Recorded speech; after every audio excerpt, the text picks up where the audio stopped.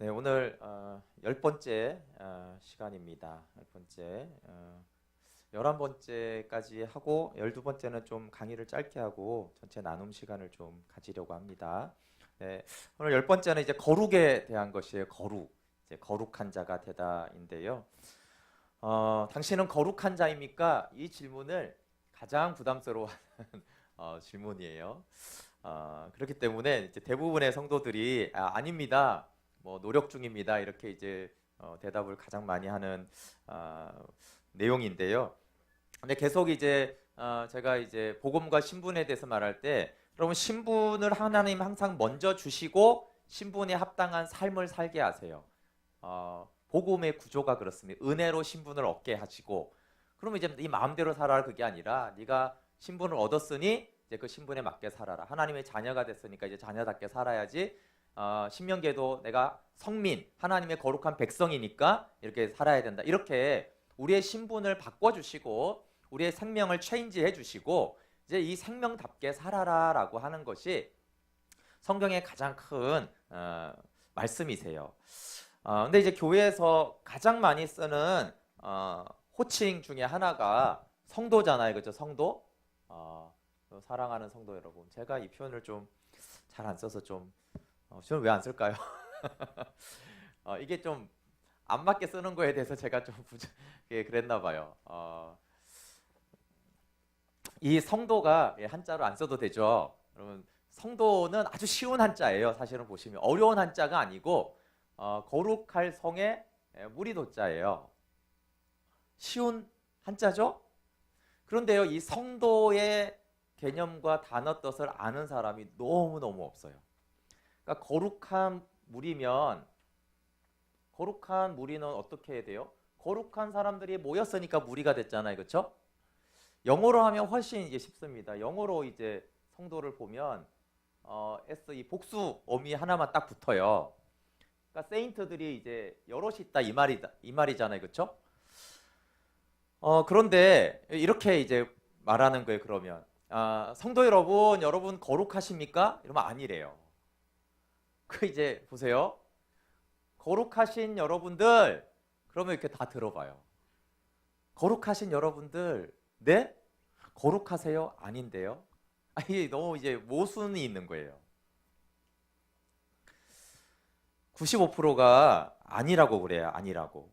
그리고 이 성도라는 말이 얼마나 이제 왜곡됐냐면 의미를 모를 뿐만 아니라 이것이 교회에서 직분 중에 가장 핫바리 직분이라는 이미지가 있어요. 여러분 집사는 무슨 뜻이에요? 집사? 집사는 이제 하인이라는 뜻이에요. 하인. 이제 좀 어원적으로는 그 밥 먹을 때 이렇게 시중 드는 사람 있잖아요. 이제 그런 사람을 집사라고 하는 거예요. 그 뭐 TV 보면 아직도 집사가 있고, 그 뭐 이명박 대통령의 집사가 뉴스 나왔잖아요. 지금도 집사가 있어요, 그렇죠? 집사는 기본적으로 이제 하인인데 노예적인 하인은 아니고요. 그렇지만 늘 이렇게 시중 들고 일하고 섬기고 이게 이제 집사라는 뜻입니다. 그래서 이제 교회에서 집사가 되면 뭘 해야 돼요? 네, 하인이 돼서 교회 일을 하는구나 이렇게 생각을 해야 되는데 이게 이제 계급장 다는 줄 알아요. 이렇게 하인 계급장을 달라 그러나. 사실 이게 이 용어가 중요합니다. 왜 하는지. 이 권사는 사실 이제 성경이 없는데 이제 교회 전통에서 만들었는데 권사가 그나마 이제 좀 괜찮아. 이제 권면하는 자, 위로하는 자 이런 뜻이에요. 네, 이제 화평하게 하는 직분을 하는 거죠. 장로는 그냥 말 그대로 그냥 연장자예요, 연장자. 그냥 좀 단어적인 기원은 턱수염이 긴 사람 이런 뜻입니다. 이제 옛날에 이제 할아버지들이 다 연장자였잖아요. 근데 고대 시대 때는 할아버지라는 의미가 지혜자를 뜻해요. 그래서 고대 시대 때는 리더가 다 항상 나이 많은 사람이거든요. 왜냐하면 이제 고대 시대 때는 변화가 없잖아요. 변화가 없는 시대는 오래 산 사람이 짱이에요. 그러니까 세월이 어떻게 변하는지, 날짜가 어떻게 기후가 변하는지 이런 거 오래 살수록 알잖아요. 흉년은 언제 드는지. 근데 현대 시대는 좀 사실은 개념이 바뀌 시대가 이게 변화가 빠른 시대에는 이제 사실은 이제 장로 개념이 좀 바뀌어야 되거든요. 왜냐하면 정말 지혜자라는 의미예요. 근데 고대 시대 때는 나이가 많은 사람이 주로 지혜가 많았기 때문에 나이가 많은 사람을 지혜롭다라고 생각을 해서 이제 나이 많은 사람들을 장로, 어른, 이렇게 리더 이런 개념으로 한 것입니다. 뭐 그렇지만 어쨌든 그냥 나이 많은 사람을 말하는 거예요. 어쨌든 단어적인 뜻은 장로가. 목사는 무슨 뜻이에요? 영어로 이제 미니스트리 그러면 이제 사역자라는 개념인데 패스터 그러면 목자입니다. 목자. 예, 양치는 사람입니다. 목사가 별거 아니죠. 성도는 무슨 뜻이라고요? 거룩한 사람이란 뜻이에요. 이 중에 어느 게 제일 멋있는 것 같아요? 그렇죠? 그럼 보세요. 이 하인, 권면하고 위로하는 사람. 야, 이게 뭐 비교가 안 되는 거예요. 비교가. 그런데 이제 습관적으로 이제 어떤 장로님이 왔는데 성도가 자기를 성도라 부르니 교회는 다 성도라 부르는가 보다. 그래서 성도님 이러면 짜증이 나기 시작한단 말이에요. 짜증이 나요. 짜증이. 왜 나를 성도라고 하냐 이거예요. 지금 기분 나쁘게. 내가 누군데 감히 이러면서 이게 너무 안타까운 거예요. 이 성도는 어떤 신분이냐면 하나님이 직접 우리에게 주신 신분이에요. 내가 거룩하니 너희도 거룩하라라는 거룩하게 하신 신분이에요. 그럼 이제 요거는 뭐냐면 성도들 중에 사람이 모였으니 누군가가 일을 해야 될 거 아니에요. 그렇죠? 종이 되어 섬겨야 되잖아요. 그래서 이렇게 세운 거예요. 그렇죠? 근데 요거는 사람들이 준 거예요, 여러분. 이게 물론 하나님이 위임해서 줬다고 했지만 솔직히 교회에서 뽑는 거잖아요.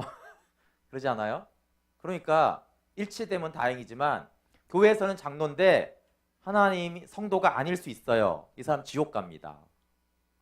그러니까 지금 장로가 중요해요, 성도가 중요해요. 목사도 지옥 갈 수 있어요. 교회에서는 목사로 뽑았는데 하나님 볼 때 넌 성도 아니야. 그럼 이 목사 지옥 가요. 이거는 교회 공동체 중요하죠. 교회 공동체가 세운 것인데 이거는 하나님이 직접 주신 직분이고 사실 이거는 이제 교회가 주는 직분이에요. 집사는 교회가 주는 것입니다. 교회가 하나님이 세운 의미에서 중요하지만 그래도 나누면 이게 더 중요하죠. 사실 교회에서 준 직분 없어도 상관없는데 하나님이 준 직분 없으면 어떻게 돼요? 그래서 모든 사람들은 성도면서 집사고 성도면서 권사고 성도면서 장로고 성도면서 목사여야만 합니다. 그러니까 누구든지 성도라고 했을 때 그 한 사람을 놔두고 성도라고 했을 때 그게 신뢰를 한 게 아니에요. 그리고 오히려 이게 이제 계급을 나누는 게 아니고 잘 보세요. 성도님 이러면 이제 무슨 말이에요? 지훈 성도님 이러면 이게 무슨 말이에요? 이게 호칭일 뿐만 아니라 당신은 하나님의 십자가의 은혜로 거룩하게 된 거룩한 자입니다라고 하는 거예요. 복음을 상기시키는 직분이에요. 복음. 하나님의 은혜가 어떤 은혜였는지를 알게 하는 직분이 성도예요. 그러니까 성도라고 사실은 부르고 불릴 때마다 뭘 생각해야 돼요? 예수님 때문에 나 같은 죄인이 거룩해졌구나. 이거 알라고 성도라고 하는 거예요. 그럼 이제 이렇게 부를 때도 사실은 이게 직분이 아니라 집사님 그럴 때마다 종이지 하인이지 섬기는 자지 이렇게 이제 생각을 해야 되고 그렇죠? 권사님 그러면 위로하고 화평케 하는 자지 이렇게 해야 되고 장로님은 지혜로 목사는 목양하는 거예요. 목양하는 거.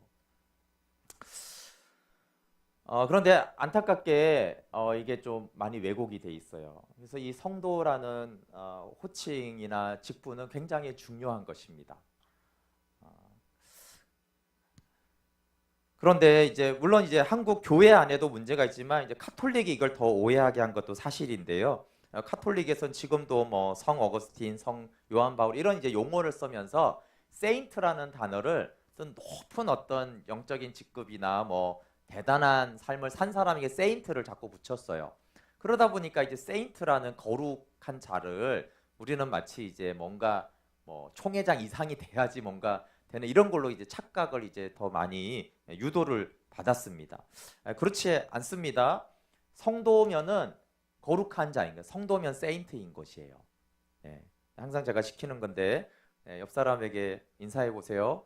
네, 성자님 반갑습니다. 성녀님 반갑습니다. 자, 해보세요. 옆 사람에게. 아, 해보세요. 양쪽으로.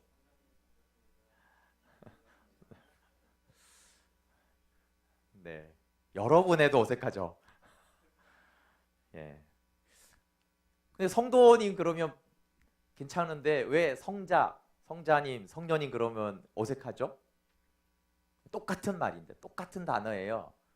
어, 그런데 이제 제가 이거를 이렇게 시켜보는 건 뭐냐면요. 민망해요.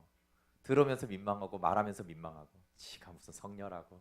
아이고 저런 성격에 무슨 성자라고 웃기고 있네. 이러잖아요. 그렇죠? 근데 여러분 이게 민망하면 대부분 그 신분에 합당한 삶을 못 살고 있을 때 민망해요. 근데 아이가 엄마한테 엄마 근데 막 민망해요. 너무 민망해 엄마라는 말이. 그러면 저 엄마가 제대로 엄마 노릇을 하고 사는 건지 지금 이상해요. 그렇죠? 아빠 그랬는데 뭐못 견디겠어요. 아빠라는 호칭이. 그건 아빠 좋은 아빠일까요? 그런 아빠가 대부분은 문제가 있겠죠. 그러니까 이 거룩이 한국 교회는 큰 문제입니다. 왜냐하면 거룩이 뭔지 자체도 모르고 거룩한지도 모르고 왜 거룩하게 되고 거룩하게 될 수 있는지 아무것도 몰라요. 근데 그냥 구약에 내가 거룩하네 너희는 거룩하라 이런 말만 부담스럽다라고 이렇게 생각을 하고 그런데 성도라는 말은 수도 없이 들었을 거 아니에요. 근데 이렇게 여러분 많이 쓰는 용어는 주로 중요한 말이에요. 그 귀납주 성경 연구를 할 때 가장 기본이 뭐냐면 관찰, 해석, 적용해서 관찰할 때요. 이 성경 한 장에서 가장 많이 반복되는 단어가 뭔가를 찾으면 돼요. 거의 그게 주제예요. 그러면 성도라는 말을 교회에서 많이 쓰고 성경에 많이 있다라는 게 뭐냐? 그게 중요하다는 말이에요. 근데 중요한 걸 중요한 게 의미도 모르고 그냥 습관화돼서 그냥 이제 막 교회 등록한 사람, 신앙이 적은 사람 이런 사람을 그냥 성도라고 하나 보다 라고 하면서 또 이거는 이제 계급인가 보다 이렇게 이제 생각을 하는 거예요. 이거는 섬기는 거고 이거는 복음으로 인한 신분이거든요. 그래서 사단이 어떤 거짓말을 만들었냐면 이런 거짓말을 만들었어요. 성도는 죄인이다. 성도 여러분, 우리는 다 죄인입니다. 아멘. 예. 이 죄인을 제가 쓸 수 있다고 그랬어요. 관계적으로 우리는 죄인이에요. 그렇죠? 이해 가시죠? 법적으로는 의인이지만 제 말은 그런 뭐 영적인 걸 이해하고 그런 게 아니고 정말 문자 그대로 이걸 이해한다고요. 성도 여러분, 우린 죄인이에요. 아멘. 자기 성도와 죄인이 어떻게 똑같아요? 이게 상극이에요. 상극. 거룩의 반대가 죄거든요. 거룩은 죄를 소멸시키게 돼 있어요. 그래서 왜 하나님을 만나면 인간이 죽냐 하면 하나님이 거룩하면 죄인된 인간을 죽이게 돼 있어요. 진멸하게 돼 있는 게 거룩이에요. 그러니까 거룩은 죄를 진멸하게 돼 있어요. 근데 어떻게 거룩하고 죄가 똑같은 거라고 알고 근데 사단이 이렇게 한국 교회 안에 많이 가르쳤는데 의문을 제기하는 사람이에요. 근데 이게 어려운 단어거나 이해할 수 없는 특별한 그러면 이해되지만 이게 안 어려워요. 여러분 영어로 봐도 한자로 봐도 안 어려운 말이에요. 이 말도 쉽고 이 말도 쉬운데 한자 다 아는 분들 영어 다 아는 분들 다 이렇게 거의 다 믿고 있어요. 그러니까 우리가 복음의 기본과 기초를 얼마나 사단에게 속아서 왜곡되게 알고 있는지를 단적으로 보여주는 것이 이 성도에 대한 것입니다. 신분을 사단이 왜 속이냐면 신분을 속이면 계속 사단이 이길 수 있다고 그랬어요. 그렇죠? 그럼 빛과 어두움이 싸우면 누가 이겨? 빛이 이기죠? 그런데 인격적인 빛과 인격적인 어두움은요. 빛이 항상 이기지 않아요. 자기가 빛인지를 모르는 빛은 어둠한테 집니다. 이건 간단하죠? 제가 뭐 이런 비유가 좀 그렇지만 제가 청년 때 이렇게 장애인 시설에 갔을 때 거기 좀 이렇게 정신 장애이신 분들이 있는 곳이 있었어요. 근데 그 남자 두 분이요, 막 덩치가 이라고 진짜 떡대 조팍 같아요. 인상도 험악해요. 머리는 스포츠로 깎고 굉장히 이렇게 딱 무섭게 생겼어요. 그런데 거기 이제 여자분이 이제 아마 이제 사회복지사 같아요. 조그마신 여자분이 오면 꼼짝을 못해요, 남자들이. 왜 그래요? 힘이 이 남자들이 훨씬 세거든요. 그런데 자기가 누군지 모르는 거예요. 얼마나 힘이 세고 나이가 얼마고 이런 거 모르는 거예요.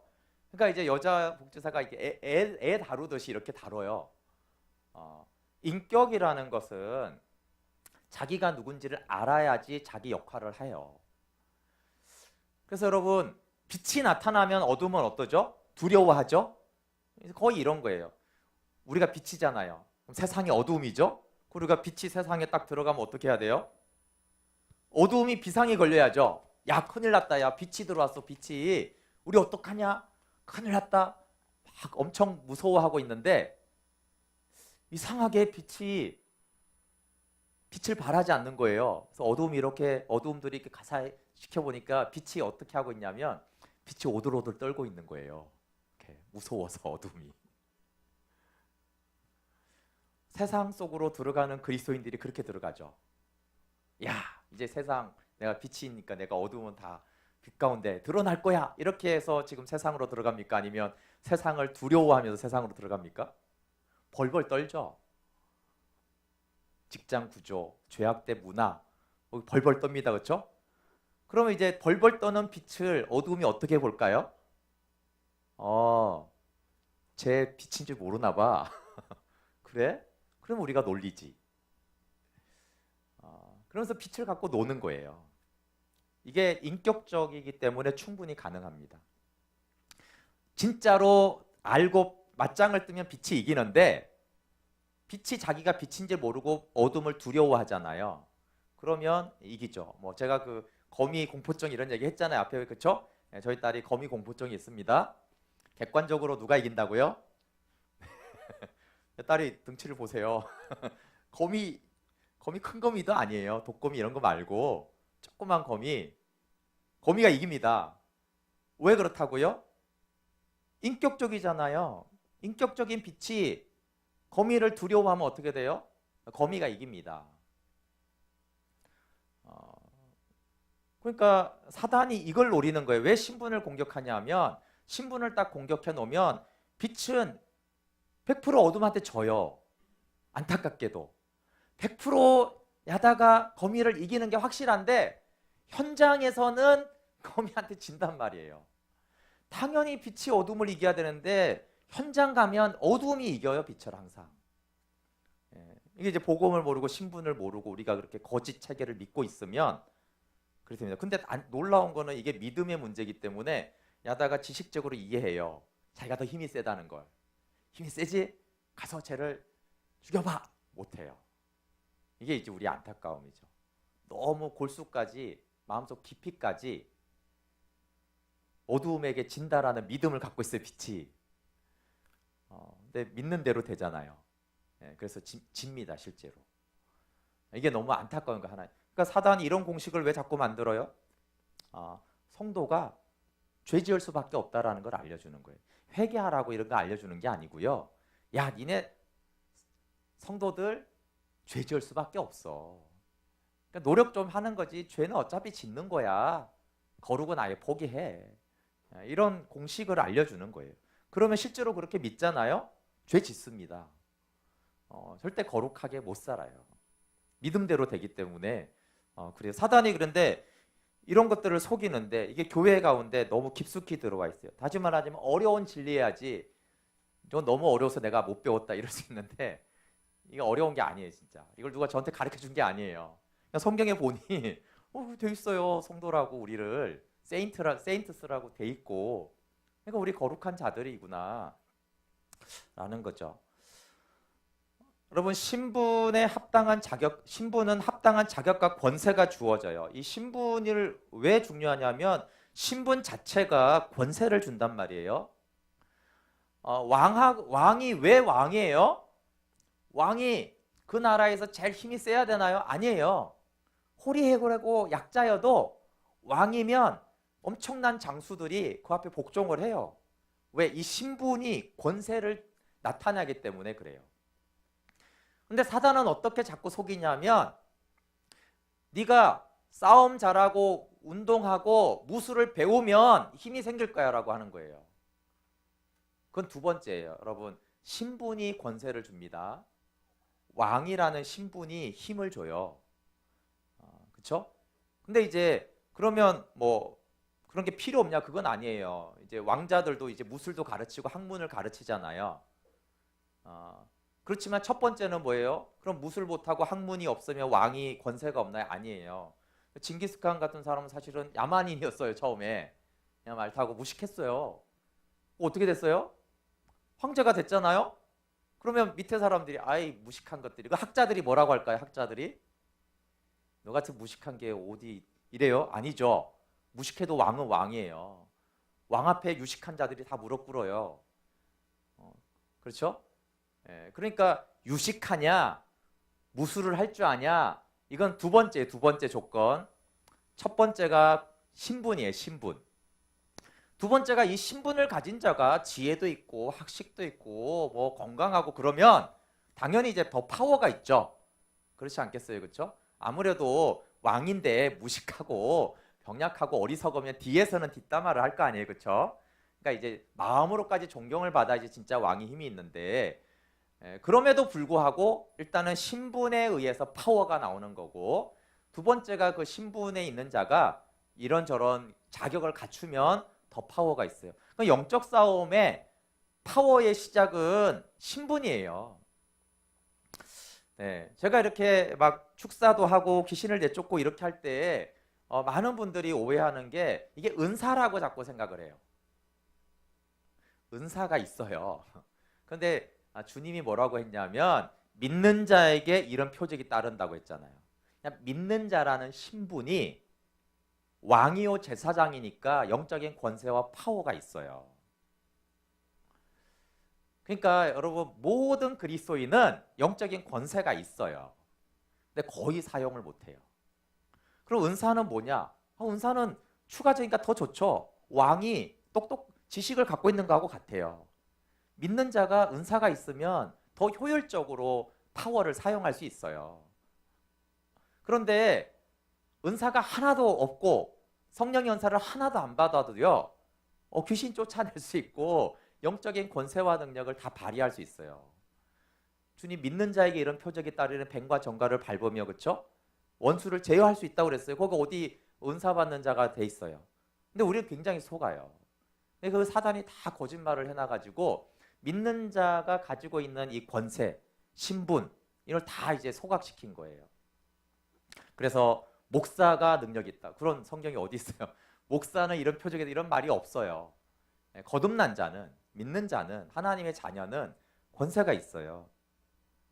그래서 제가 이제 불량 감자도 감자다라고 한 거는 불량 감자로 살라는 게 아니고, 불량 성도도 성도라는 건 뭐냐, 무슨 뜻이냐면요, 불량 왕도 왕이에요. 불량 왕도요 힘이 막강합니다. 불량 성도도요 영적인 권세가 막강해요. 물론 언약 안에 있는 바른 성도가 돼야죠. 그러면 더 빛으로 살아가게 돼 있어요. 죄를 많이 아는 자가 하나님을 더 사랑하게 되어집니다. 그래서 우리가 죄인인 것을 아는 거는 내가 죄인이니까 나는 질 수밖에 없어, 그러라고 죄인이라는 게 아니고, 많이 용서함 받은 자가 많이 하나님을 사랑하게 돼서 더 하나님의 자녀답게 살아가라고, 그렇게 우리가 죄인인 것을 알고 회개를 하는 것입니다. 거룩이란 무엇인가를 우리가 좀 살펴보면요, 거기 좀 넘어가고 297페이지를 좀 볼게요. 레위기 11장 45절 거기 한번 읽어볼게요. 시작. 나는 너희의 하나님이 되려고 너희를 애굽 땅에서 인도하여 낸 여호와라. 내가 거룩하니 너희도 거룩할지어다.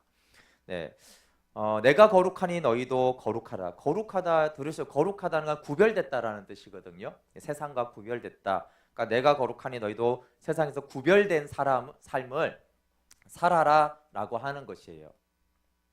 근데 이제 성경에서 이 거룩이라는 단어가 언제 어떻게 사용되는지를 아는 것이 중요한데요. 거기 계시록 15장 4절 한번 같이 읽어볼게요. 시작. 주여 누가 주의 이름을 두려워하지 아니하며 영화롭게 하지 아니하오리이까. 오직 주만 거룩하시니이다. 주의 의로운 신이 나타났음에 만국이 와서 주께 경배하리이다 하더라. 아멘. 여기 오직 주만 거룩하시니이다. 그래서 하나님의 거룩이 있습니다.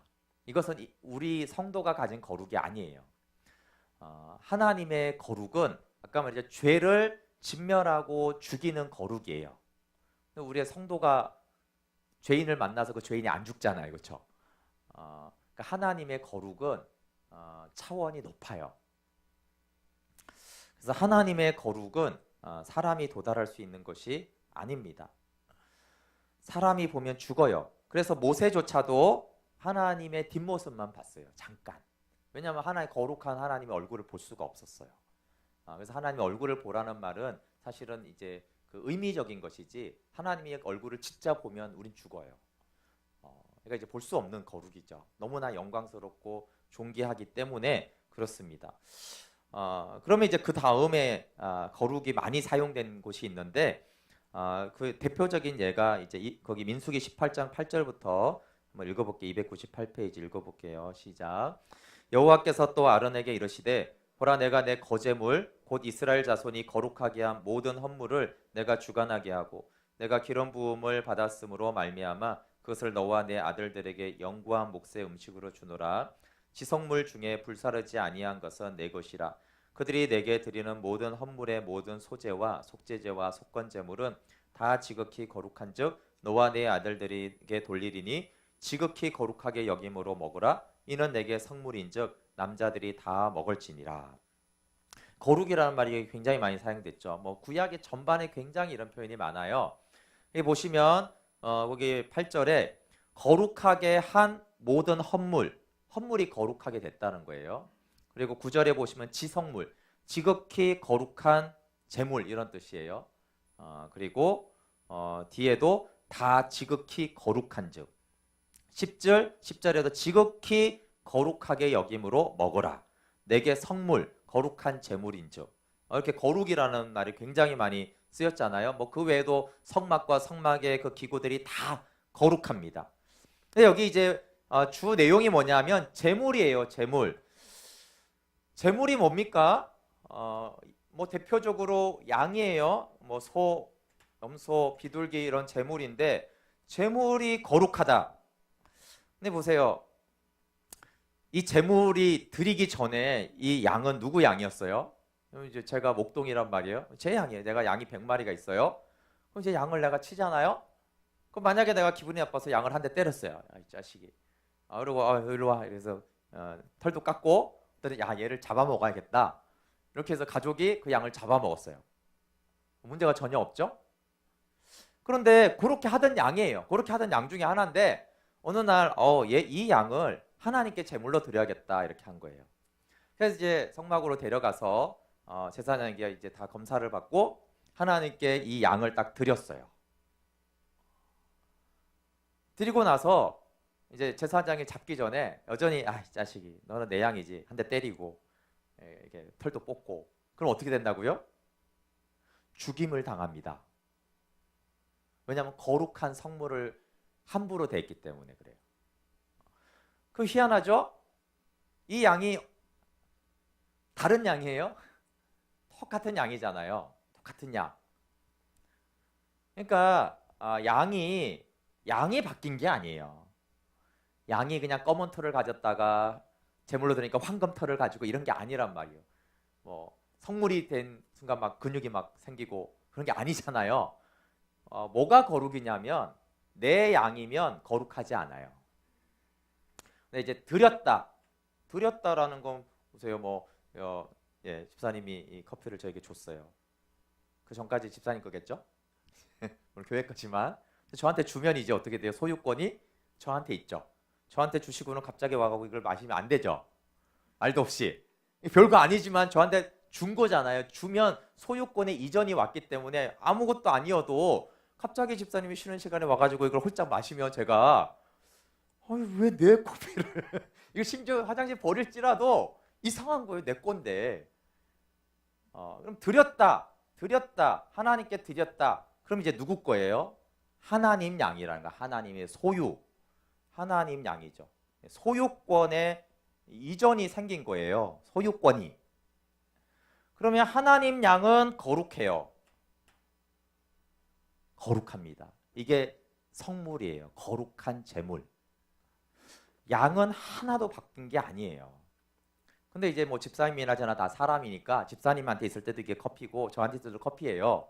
근데 제가 하나님이 어떻게 된다고요? 집사님이 여기를 드세요 하고 딱 갖다 놓는 순간 어떻게 돼요? 거룩한 물이 되는 거예요. 거룩한 물이 돼요. 하나님의 소유가 돼서. 그래서 이 거룩한 물을 집사님이 이건 내가 준 거니까 한 잔 마시고 그래서 와서 마음대로 마시면 어떻게 된다고요? 죄송하냐 바로 죽어요. 거룩을 범해서 그래. 거룩을 침해하면 바로 죽거든요.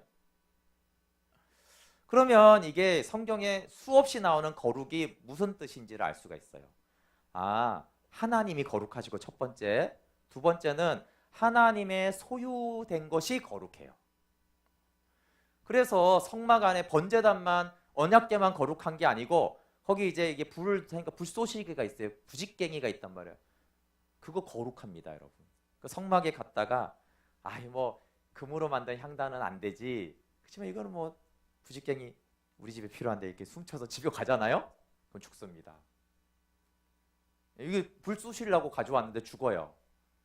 여러분 금이어서 그게 거룩한 게 아니에요. 하나님의 소유는 금덩어리든 다이아몬드든 나무 쪼가리든 하나님의 소유가 딱 되면 거룩해요. 그리고 그 거룩하게 된 것을 죄인이 함부로 다루거나 자기 것처럼 다루면 바로 죽어요.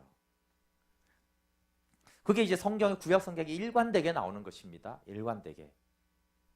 그럼 보세요. 양이 거룩해진다면, 부직갱이가 거룩해진다면 하나님의 자녀는 누구 소유예요? 사망의 흑암의 권세에서 하나님의 아들의 나라로 옮겼잖아요. 하나님의 자녀, 하나님의 소유된 백성. 그건 거룩하죠. 다시 말하자면 내가 예수님을 믿을 때 근육이 늘어나는 게 아니에요. 마이크가 똑똑해지는 게 아니라 내가 세상에 속하다가 예수님을 믿고 나를 하나님께 내 몸을 거룩한 산제물로 드렸어요. 그래서 하나님의 소유가 됐어요. 소유가 되는 순간 그 순간에 거룩해지는 거예요. 그러니까 거룩이 어떻게 성도 거룩한 자가 됐다고요? 순간에. 정확하게 양으로 말하면 딱 제사장에게 이렇게 딱 넘어가는 딱 그 순간에 그때 양이 딱 거룩해지는 거예요. 그리고 예수님을 영접하는 딱 그 순간에 우리가 하나님의 소유가 되면서 우리가 거룩해지는 거예요. 그래서 거룩의 시작은 행위로 거룩해지는 게 아니라 소유권이 바뀌면서 거룩해지는 것이에요. 그런데 근데 이 거룩이 그러면 뭐 하나님의 거룩은 대단하고 이제 하나님의 소유의 거룩은 만만하다 그렇지가 않아요. 그게 나오는 게 대표적으로 법궤가 이제 뺏겼다가 돌아오잖아요, 그렇죠? 블레셋 사람들이 그때 이스라엘 사람들인데도 법궤 안을 들여봤다고 어떻게 다 죽어요. 법궤는 상자예요. 나무 상자입니다. 아무것도 아니에요. 나무 상자예요. 근데 이제 하나님의 소유가 딱 되니까 이제 거룩하다 딱 했어요. 그러니까 이제 다윗이 옮길 때도 웁사가 딱 되잖아요, 그렇죠? 선한 의도로 됐음에도 불구하고 거룩을 침범했기 때문에 바로 죽어요. 그러니까 하나님의 소유가 된 것의 거룩이 그것이 이렇게 만만한 게 아니에요. 엄청난 거룩이에요. 그럼 근데 언약궤가 더 거룩할까요? 하나님의 자녀가 더 거룩할까요? 하나님 정말 그 나무 상자에 그렇게 매달려 갖고 막 이게 거룩해 그러겠어요? 아니면 하나님의 아들인 독생자가 십자가의 죽으심으로 거룩하게 된 그 자녀가 더 거룩하겠어요? 그래서 이런 뭐 오해가 많아요. 이제 한국 교회 안에 거룩의 개념은 사실은 좋았거든요, 옛날에. 그래서 뭐 강단이 거룩하다, 이게 성물이라는 표현을 썼잖아요. 뭐 이런 강대상이 거룩하다. 뭐 저는 그걸 뭐 꼭 나쁘게 보진 않아요. 뭐 거룩하다고 봐도 되고 안 봐도 되고 그런데 어쨌든 뭐 하나님의 예배의 도구를 이제 거룩하게 보는 건 나쁘지 않은 것 같아요. 근데 이제 문제는 뭐냐면 그 강대상이 거룩하면 이 강대상을 만지러 올라온 애는 어떻겠어요? 하나님을 믿으면. 그럼 사람이 더 거룩하죠. 근데 우리나라 옛날에는 이랬어요. 그렇게 하면 어딜 감히 성물을 건드리고 이랬어요. 여러분, 강대상이 더 거룩해요? 성도가 더 거룩해요? 성도가 더 거룩하죠. 하나님이 그 나무로 시멘트로 만든 그 강대상을 거룩하게 하시는 분이라면, 그러면 성도는 얼마나 더 거룩해요? 그런데 한국교회 안에 그 강대상은 거룩하다는 걸 수용하면서도 하나님의 자녀가 거룩한지 몰라요. 그래서 막 혼내요. 그 거룩한 자를 막 무시해. 예, 강대상 거룩을 지키려고 거룩하게 한 성도를 막 이렇게, 이 죄인이 이렇게 한단 말이에요. 아니죠. 예, 혹시 이런 물건은 거룩하지 않다라고 우리가 신약에서는 보더라도 성도는 여전히 거룩합니다. 뭐 교회 이런 거 소중하게 여겨야 된다, 귀하다, 그건 저는 뭐 좋다고 생각을 해요. 그러나 우리가 받은 이 거룩이 얼마나 대단한지를 알아야 돼요. 네, 이 부분만 좀 더 하고 한번 쉴게요. 그 299페이지 역대하 8장 11절 읽어볼게요. 시작. 솔로몬이 바로의 딸을 데리고 다윗성에서부터 그를 위하여 건축한 왕궁에 이르러 이르되 내 아내가 이스라엘 왕 다윗의 왕국에 살지 못하리니 이는 여호와의 궤가 이런 것은 다 거룩함이니라 하였더라. 아멘. 야, 여기 보니까 이제 신기한 말씀이 있는 거예요. 여기 한번 보세요. 하나님이 거룩해요. 하나님만 거룩하죠. 뭐 이거는, 그런데 하나님의 소유된 것이 거룩해요. 여기까지도 좀 이해가 됐어요. 근데 여기 말씀은 뭐냐면 요 거룩한 것이 닿는 곳이 이러는 곳이 왜 한글이 어렵죠? 그러나 어쨌든 거룩해진다라는, 거룩하다. 여호와의 언약궤가 거룩한데 이 언약궤가 이르는 곳이 거룩하다라는 것이에요. 이거는 굉장히 놀라운 말씀이에요. 그러면 하나님이 거룩하고 하나님을 믿는 성도가 거룩한 자란 말이에요. 근데 우리가 거룩한 성도예요. 그런데 성도가 가고 닿는 곳이 거룩해진다는 거예요. 이건 놀라운 말씀이죠. 근데 이걸 안 믿어요, 우리가. 왜냐하면 여기서부터 잘 모르니까. 이것도 모르고 이것도 몰라요. 성막을 한번 생각해 보세요. 성막을. 성막이 뭐 이렇게 돼 있습니다. 이거 지성소와 성소라고 할 때 이 지성소 전체가 엄청나게 거룩합니다. 그래서 사람들이 여기를 들어가면 거룩을 침범했기 때문에 죽어요, 바로. 대제사장조차도 조심해야 됐어요. 그럼 여러분, 왜 요 지성소라는 땅이, 요만큼의 땅이 거룩할까요? 그거는 언약궤 때문에 그래요. 근데 중요한 거는 뭐냐면 하나님이요, 요 전체를 거룩한 게 아니에요. 이 장소에 거룩한 걸 둔 거예요. 그러니까 나머지가 어떻게 된다고요? 이 거룩이 미치는 거예요. 이 거룩이 이렇게 다 거룩하게 만들어 버려요. 그래서 들어가서 거룩을 해친 게 아니고 여기까지 들어간 거예요. 언약궤 만지지도 않았어요. 그런데도 죽어요. 왜냐하면 거룩해지니까.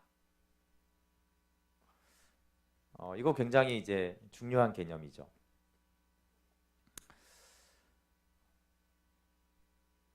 우리가 이 거룩이, 우리가 어떤 거룩을 받았는가에 대한 말씀이거든요. 성도가 어떤 존재인가 라고 했을 때, 성도가 성도로 있을 때 그 바운더리가 자동적으로 거룩해집니다. 뭐 성소를 말할 때도 똑같은 거예요. 뭐 전체 성막을 말할 때도 같아요. 그러면 우리는 어떤 거룩을 얻었냐면 하나님에 의해서 거룩하게 되었을 뿐만 아니라 내 바운더리를 거룩하게 하는 권세를 받은 거예요. 물론 온 세상을 우리가 거룩하게 하는 건 아니에요. 그래서 이런 어쨌든 제한된 공간이 있는 거예요. 그런데 우리가 있는 가정은 우리 바운더리잖아요, 그렇죠? 네, 자녀의 바운더리잖아요. 그리고 우리가 교회에 있는 관계하는 바운더리란 말이에요. 근데 정말 하나님이 거룩하고 그 하나님 내가 거룩해졌으면, 내가 하나님과 바른 관계 있으면 어떻게 돼요? 자동적으로 거룩해져요. 그게 하나님이 하는 거예요. 오늘 제가 이제 가나안 방식과 애굽 방식이 다르다고 했잖아요. 그러면 이게 거룩한 자가 하나님의 언약 관계에서 거룩으로 있으면 자동적으로 가정에 하나님의 나라가 임해요. 자동적으로 내가 하는 일, 내 바운더리에 속한 부분을 바뀐단 말이에요. 그리고 당연히 사단이 여러분 요 언약궤만 공격할 수 없는 게 아니고요. 이 바운더리 자체를 공격을 못 해요. 사단이 여길 들어갈 수 있겠어요? 못하죠. 그냥 거룩한 땅이니까. 그래서 성경에는 악한 자가 만지지도 못한다 이런 말씀이 있단 말이에요. 근데 악한 자가 사실 만지거든요. 왜 그럴까요? 악한 자가 만지지도 못한다는 것은 우리가 누구인지 정확하려고 하나님과의 바른 관계에 있으면 원래 악한 영은 우리를 만지지도 못해요.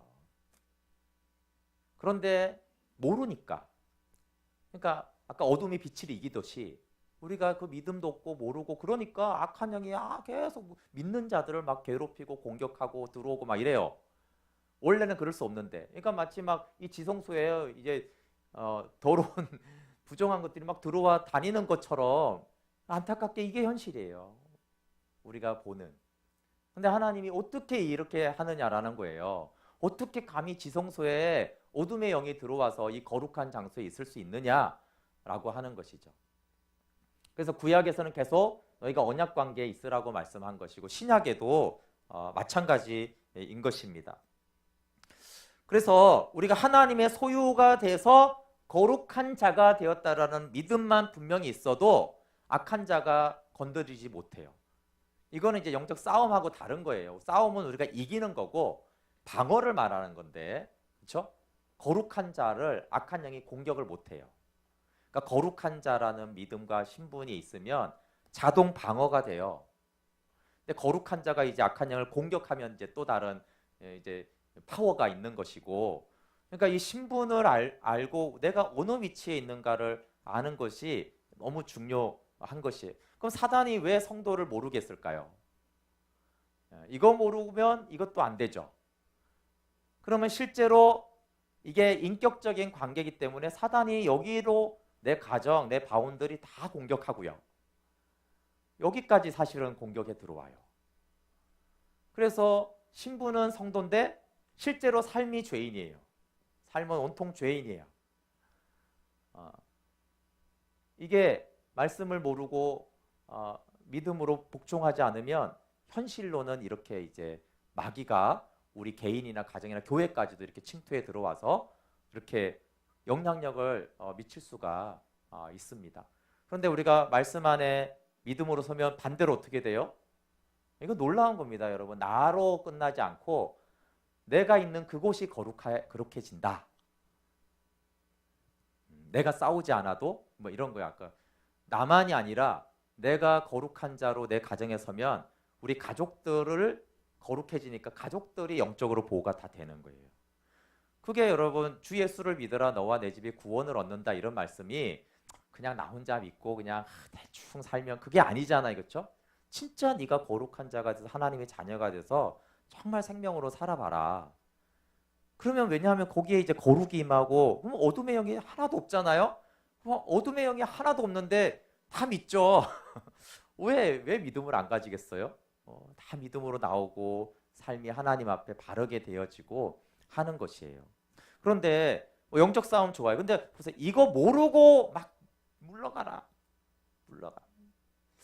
참 안타까운 거잖아요. 그렇죠? 그거는 항상 두 번째라고 했죠? 신분이 첫 번째 권세예요. 근데 당연히 성령의 거룩 능력으로 영적 전쟁하는 거 아주 좋은 거예요. 그래서 제 말은 이걸 잊고 막 전쟁한다고 난리치고 금식해도 안 돼요.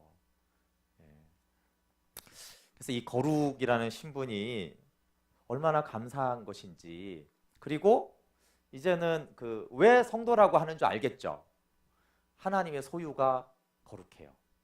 그럼 보세요. 이것만 하고 이게 보드판 펜이잖아요. 이게 여기 있을 때는 얘는 안 거룩해요. 제가 하나님이 어떻게 된다고요? 제가 이건 내가 사용할게. 이러면 이 순간에 얘가 거룩해져요. 그러면 요 물건을 거룩하게 할 수 있는 것이 저의 능력이라면 제 딸은 얼마나 거룩하겠어요. 비교를 하면 얘가 거룩할까요? 제 딸이 거룩할까요? 이거 뭐 물어보나 안 하잖아요, 그렇죠?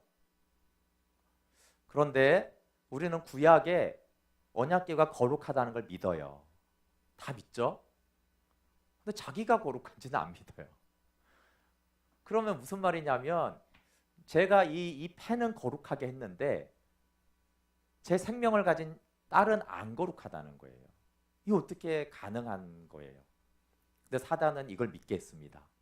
하나님의 물건은 거룩한데 하나님의 자녀는 거룩하지 않아. 놀랍게도 하나님 자녀들이 이걸 거의 믿습니다. 성경에도 구약에는 신약에는 성도, 구약에는 성민, 거룩한 백성이에요. 분명히 거룩하다고 그랬어요. 그런데 그거는 우리가 보면서도 안 믿어요. 지극히 거룩한 성물이지. 그거 믿습니다.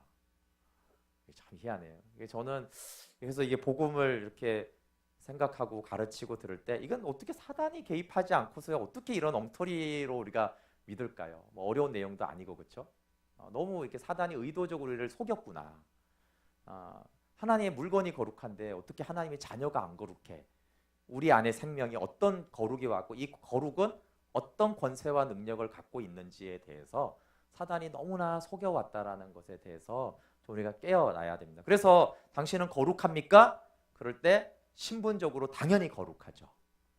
이제 그러면 거룩하게 사냐? 이건 이제 두 번째 문제예요. 그렇게 살아야 되는데 그러지 못할 때도 있어요. 그러나 이제 늘 말해 신분 초기에 말해 네가 왕 닮냐? 이러면 이제 별개의 문제예요. 그러면 이제 네가 아빠 같아? 좋은 아빠야? 이러면 경영제도 좀 그렇지만 그거 떠나서 일단 아빠야? 그러면 당연히 아빠죠. 그럼 아빠다운 아빠야? 그러면 이럴 수 있어요. 그렇죠? 근데 구분해야 돼. 이 질문은 구분해야 됩니다. 아빠다운 아빠야? 그러면 뭐 기다 아니다 할 수 있지만 그것 전 빼고 일단 아빠야? 그러면 아닌데요. 큰일이잖아요. 일단 거룩하냐? 일단 아멘이죠. 그럼 거룩한 자답게 사냐? 그러면 그럴 수 있어요. 그렇죠? 그리고 그 말은 그렇게 더 해야 된다는 거죠. 그렇죠? 아빠인데 아빠답지 않는 부분이 있다 그러면 내가 좀 더 어떤 아빠가 돼야 될까? 그걸 생각하라는 거잖아요. 그렇죠? 그러니까 신분상 거룩과 함께 삶의 거룩으로 나아갈 때 이게 무슨 의미인지를 우리가 알아야 됩니다. 네, 기도하고 잠깐 쉬었다 할게요. 네, 하나님 참 우리가 죄인 되었을 때 아들을 내어 주셔서 죄인 된 우리를 하나님의 소유가 된 것으로 인하여서 하나님의 거룩이 우리 가운데 미쳐져서 정말 은혜로 우리가 거룩한 자 성도가 되었습니다. 하나님 사단에게 속아 너무나 오랫동안 이 거룩한 신분과 이 신분에 의한 대단한 영적인 권세와 능력을 우리가 잃어버렸는데 하나님이 거룩에 대한 믿음을 새롭게 하여 주시고 우리가 얼마나 거룩한 자인지를 성령으로 알게 해주셔서 거룩한 자답게까지 설 수 있도록 그래서 악한 것들이 만지지 못하고 내 바운더리에 있는 모든 것들이 거룩이 미치는 그런 하나님의 성민으로 하나님의 성도로 서갈 수 있도록 서도록 인도하옵소서. 예수님의 이름으로 기도드립니다. 아멘.